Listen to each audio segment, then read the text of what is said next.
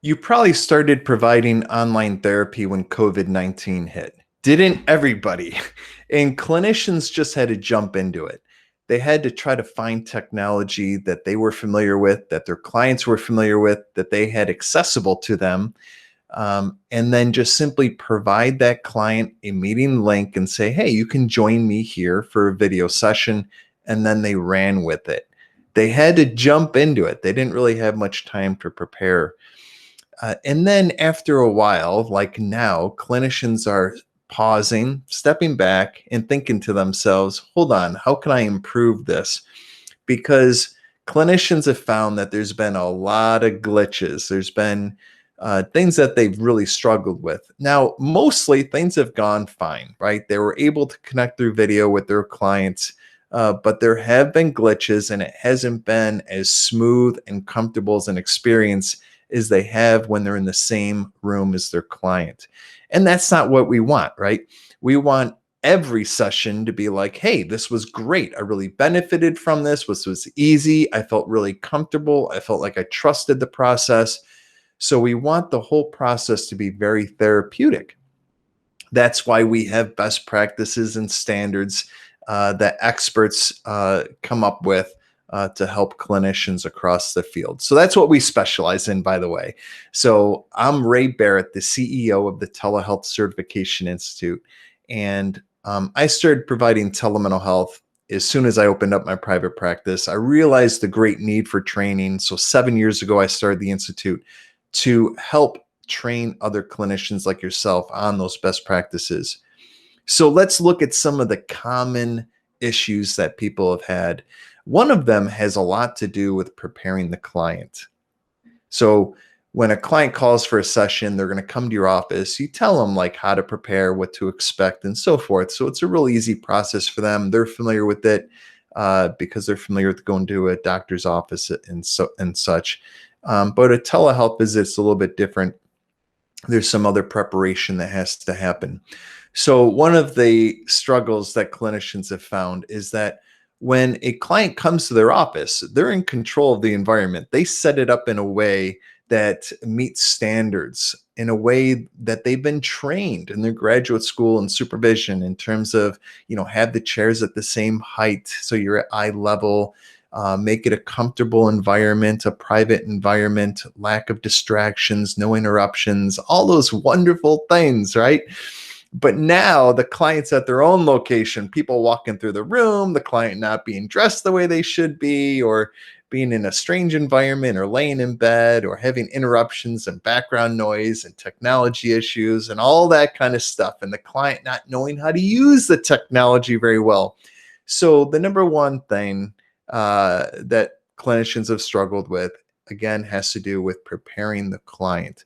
So you want to explain to the client what to expect, how to use the technology, the expectations, be dressed the way that you would if you're coming to my office.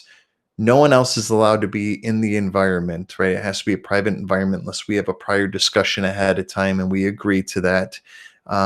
Help them avoid distractions and interruptions, etc., in a safe environment. So you want to go through those steps with them, and it's not hard. It's not rocket science. You can explain that on your website through a phone call.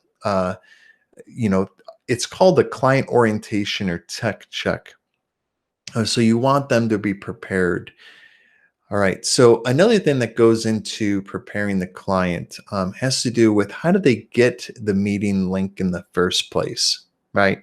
So a lot of clinicians have been emailing those links or texting those links or other ways that are not secure, not designed for telehealth, right? So email, like when you get your email service, you don't get it in a way where they say, this is for you to use with your clients for healthcare, or texting. No, they're not designed for that. They're not secure.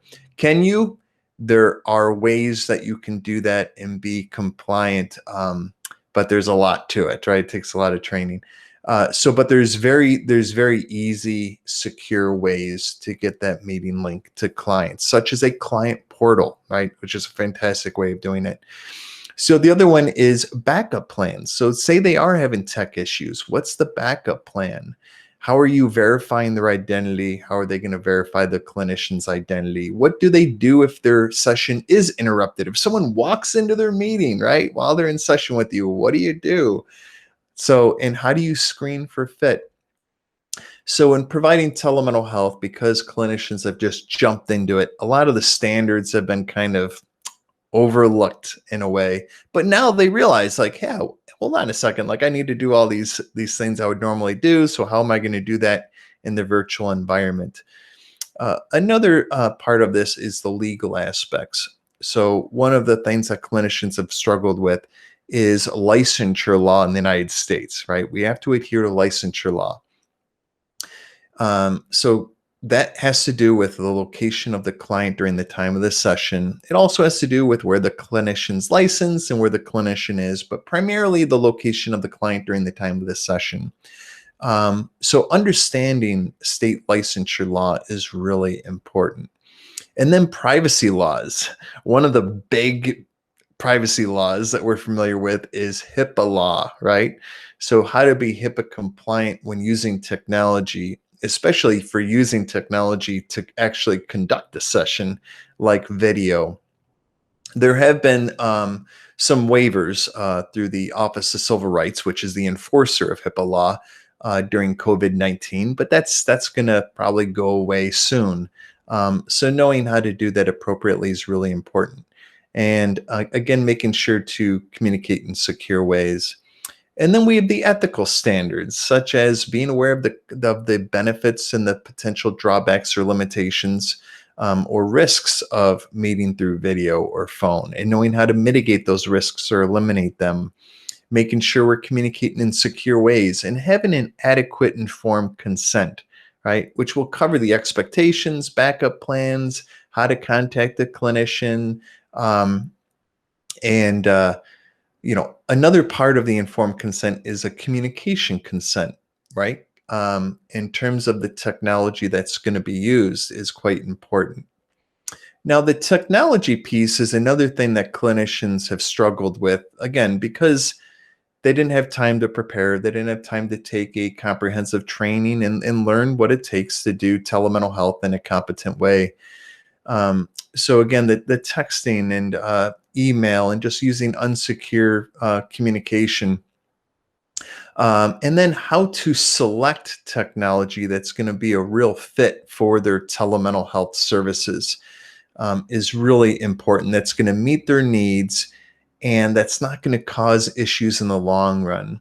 Let me give you an example. So if you're doing scheduling through one system, you're conducting your session through another system, you're doing your billing somewhere else, you're doing your chart noting somewhere else in another system, being able to manage the client record, right, the medical records in a competent way is very difficult when you have records in all different systems, right? Having it integrated is very helpful. Imagine if your client said they request all of their medical record and you've emailed them or chatted with them or they sent you text messages or you have your chart notes somewhere, you're scheduling somewhere else. Like it's going to be really hard to do, right? So another piece of technology is having really good quality. Again, you want the client to have an experience of, wow, this is great. I love this. This is easy when having a video session with you. Not it's grainy, it can't hear you well, this doesn't look great, right? But you also want it to be super easy for the client to actually get into the meeting, have access to it, and for it to be compatible with their browsers and their devices that they're using. And you want it to be scalable. There's so much that goes into selecting the technology. So understanding what to look for in regards to that is really important because it's frustrating for your clients and for you and your staff to make a switch between technologies. You want to find one that's going to work well, be sustainable and trustworthy for the long run for your organization.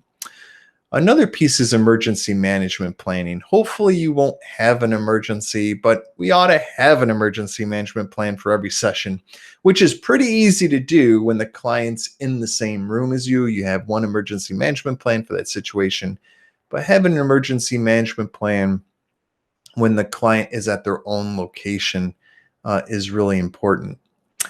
Now, Another thing is the clinical skills or just the skills of meeting online through video or through phone is really important. Now, everyone's been taking the selfies, right? Everyone's pretty used to being on camera, but most people are not so great at video. So they want, the client wants to be able to see you well and hear you well. And they want it should look like you're looking at them, right? And then there's so many ways to use technology for engagement, but just the basics of lighting, sound, gaze angle, the environment, all of those things is really important. So I'm going to give you some pointers on that. So in terms of the three things that I'm helping you with in this video is, again, I explained a bit how to prepare the client for their own environment. The other thing is in terms of practicing over state lines, make sure you adhere to licensure law in the state where the client is during the time of the session and find out where they are, right, during that session. That's really important. And if you need a guide on our website under the resource tab, you'll see state laws, rules, and regulations where we track legislation for all 50 states in regards to telemental health. So the third thing I'm helping you with is the clinical skills of video sessions. So in terms of lighting, you want good lighting on your face, right? Sunlight is great for that. Having a light on in front of you on either side of you, not directly in front of you. So you want the light to be diffused light. You don't want it to be direct light. So you want it to be indirect light, diffused light, and well lit on your face in front of you, not overhead light, not too much backlight. That's the basic of that, right? And then gaze angle, you want to be looking in the direction of the camera. You also want the camera at the same height off the floor as your eyes so that you're at eye level with the client. And then sound, you want to use a good microphone. You can see that here I'm using a microphone that's placed right in front of my mouth. It's not like blocking my face or anything like that, but it's going to provide really good sound, right? You also want some soft stuff in your office to absorb sound so you don't get too much reverberation. There's a lot that you can do with your office setup to have a really good video experience with the client. I'm not going to go into depth here about all of that. So those are the three things that clinicians really struggle with and how you can overcome them. Now, our telemental health training certificate program, that is designed to prepare you for providing online therapy. It covers all of the essential competencies of telemental health. It covers all those things that I just walked you through in depth so that you truly are prepared and competent. And it's not rocket science. It's not going to take a long time. It's going to take between 9 and 12 hours, something like that. So yeah, that's what it's there for. So I'm Ray Barrett. I'm the CEO of the Telehealth Certification Institute, and I provided telemental health as soon as I opened up my private practice. And then I realized that there was a great need for competency in telemental health. So I started the Institute 7 years ago to help other clinicians really be prepared for this kind of work. So I invite you to that program. If you have any questions, reach out to us. We'd be glad to help you. By completing this program, you get the THTC certificate, which allows others to know that you have been adequately trained in telemental health. Thank you very much.